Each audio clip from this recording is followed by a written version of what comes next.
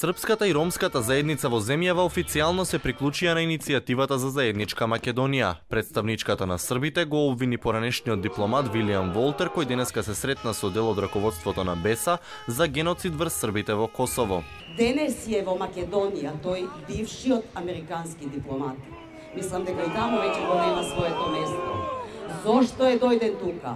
Уште еднаш крв да пролее, уште еднаш да обележи кого треба да пукаме и бомбардираме.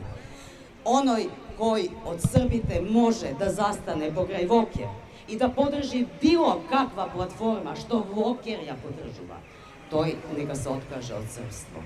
Организаторите на протестите уште еднаш повторија дека не се откажуваат се додека партиите на албанците не се откажат од барањата наведени во платформата. И бараме создавање на македонска платформа тука во Македонија, а не во странски држави.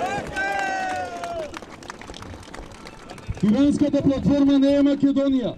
Не смее мнозинството на македонците да се исклучат од одлучувањето во сопствената држава.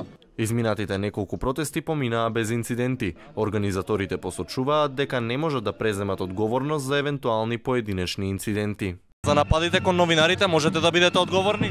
Не можеме да преземеме одговорност на оваа маса која секојдневно ни се приклучува. А прашање е дали е тоа дел од оваа мислачка структура на луѓе која ни чекори со нас. Маршот како и досега се движеше од владата кон собранието, додека неколку илјади демонстранти скандираа против двојазичност и федерализација, кои СДСМ и ЗАЕВ како што велат сакаат да ги воспостават.